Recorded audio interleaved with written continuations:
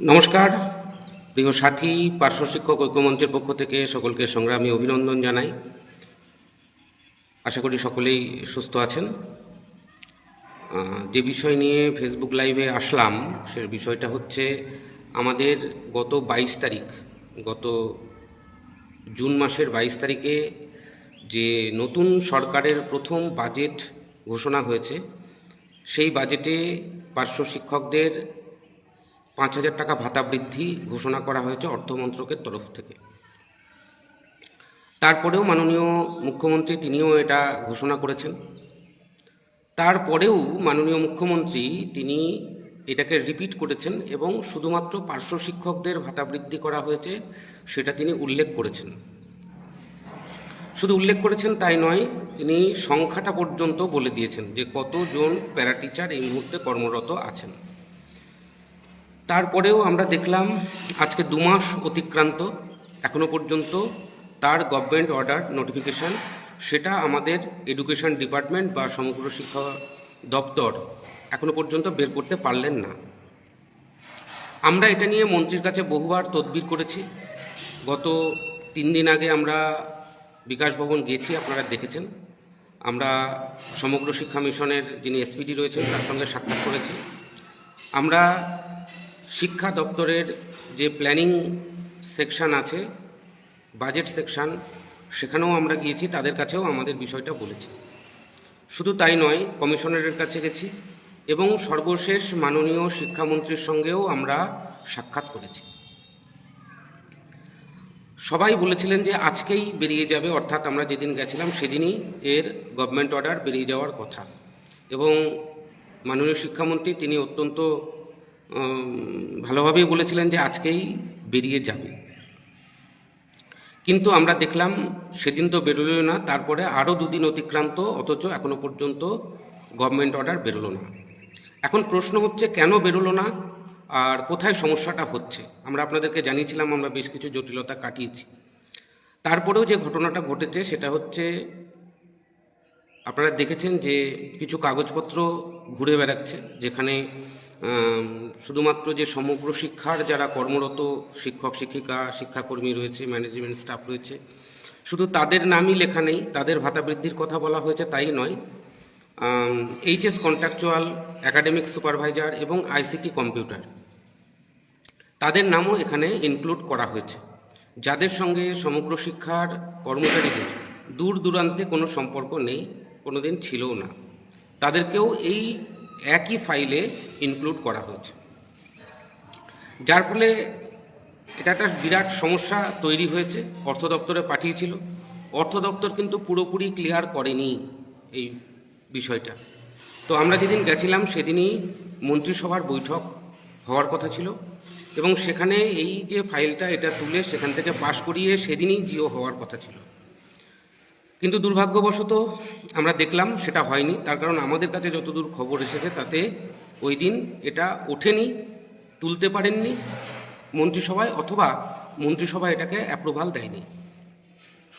এখন যেটা জানা যাচ্ছে দপ্তর থেকে, আমরা প্রতিদিনই বিকাশ ভবনের সঙ্গে যোগাযোগ রেখে চলেছি, আমাদের বিভিন্ন অফিস যেগুলো রয়েছে, ডিও অফিস, সেখানেও আমরা যোগাযোগ রেখে চলেছি। যেটা জানা যাচ্ছে সেটা এটা নিয়ে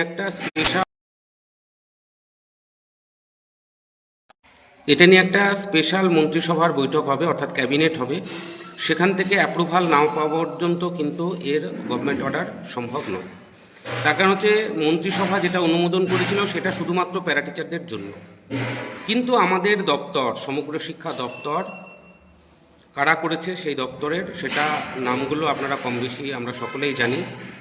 তাদের দৌলতে আজকে এই সবাইকে একই ফাইলের মধ্যে ঢুকিয়ে দিয়ে এই জিওটার 12টা বাজিয়ে দেওয়া হলো।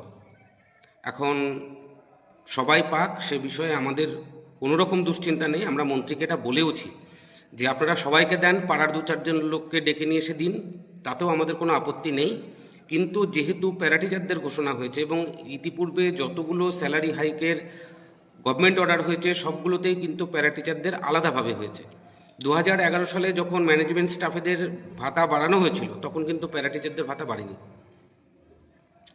পরবর্তীকালে প্যারা টিচারদের এবং স্পেশাল এডুকেটরদের আলাদাভাবে অর্ডার করা হয়েছিল 2018 সালে যে ভাতা বৃদ্ধিটা হয়েছিল। এখন যেটা করা হলো সেটা সমগ্র শিক্ষা অভিযানের সমস্ত স্টাফ থাকলেও হয়তো বা সমস্যা হতো না, কিন্তু বাইরের কিছু জনকে এখানে কায়দা করে ঢুকিয়ে দেওয়া হলো।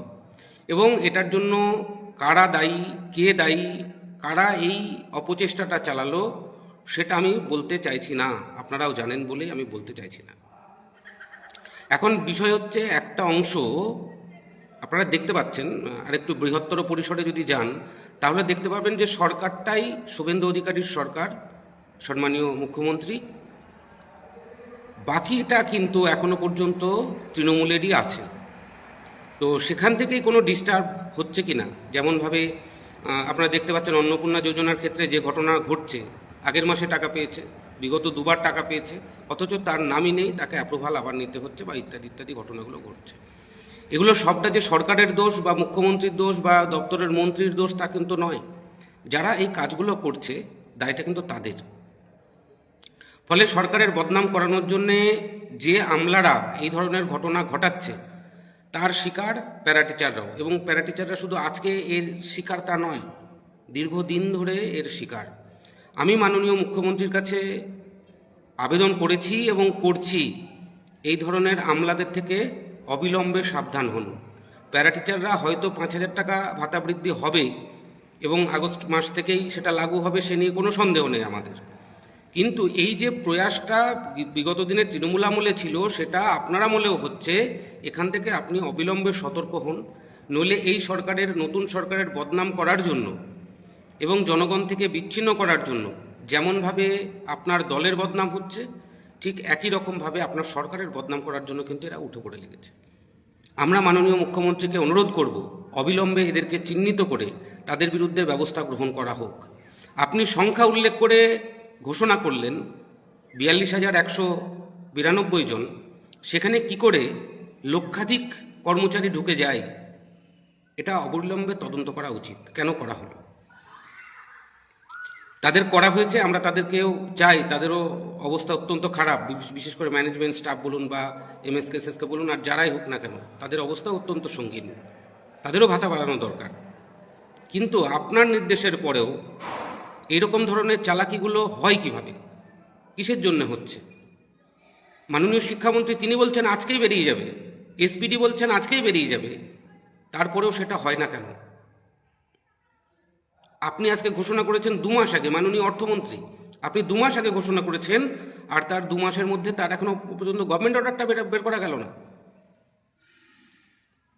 কারা করছে এগুলো? এগুলো থেকে আমি অনুরোধ করব, আপনারা সতর্ক হন। আমরা বেঁচে থাকব, কিন্তু সরকারটা বদনাম হচ্ছে, সেদিকটা আপনাদের নজর রাখা উচিত। আমি আমার শ্রদ্ধেয় শিক্ষক শিক্ষিকা, পার্শ্ব শিক্ষক শিক্ষিকা আপনাদেরকে বলবো যে এই যে ঘটনাটা ঘটছে এটার জন্য সম্পূর্ণ দায়ী হচ্ছে আমাদের দপ্তর, যে দপ্তরের নিয়ন্ত্রণ এখনো পর্যন্ত সরকারের হাতে এসেছে বলে আমি দেখিনি। আগের দিন যতদূর আমরা পর্যালোচনা করেছি, যতদূর পর্যবেক্ষণ করেছি, তাতে এখনো পর্যন্ত সরকারের নিয়ন্ত্রণে আসেনি, বরং সরকার আমলাদের নিয়ন্ত্রণে চলে গেছে। সেখান থেকে আমাদেরকে বাঁচাতে হবে, দপ্তরটা আমাদের, সেই দপ্তরের ভালো মন্দ দেখার দায়িত্ব অবশ্যই আমাদের আছে। সেগুলো আমরা আগামী দিনে নিশ্চয়ই এটা নিয়ে যথোপযুক্ত জায়গায় আমরা এটা নিয়ে তদবির করব। আপনারা ধৈর্য ধরবেন, আমরা সরকারের পাশে অবশ্যই আছি, কারণ এই সরকারের পাশে থাকতে হবে। আগামী দিনে আমাদের সংগঠনের পক্ষ থেকে যেমন বড় পরিকল্পনা আছে, সরকারেরও তেমনই বড় পরিকল্পনা আছে।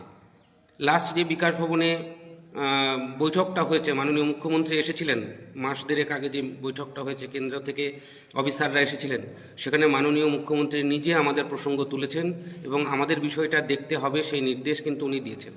অতএব আমরা এখনই হতাশ হচ্ছি না, এখনই ভেঙে পড়ছি না। আগামী দিনে নিশ্চয়ই মাননীয় মুখ্যমন্ত্রীর সঙ্গে আমরা সাক্ষাৎ করে আমাদের সমস্যাগুলো আরও কিভাবে সলভ করা যায় সেগুলো নিয়ে আমরা নিশ্চয়ই আলোচনা করব এবং সেখান থেকে নিশ্চয়ই বের করে নিয়ে আসব, এটুকু আস্থা আপনারা রাখবেন। এই জিও আজ হোক, কাল হোক, পরশু হোক বেরোবে, নিশ্চিত থাকুন। এবং আগামীতে স্পেশাল বাজেট ক্যাবিনেট বৈঠক করেই এটা বেরোবে।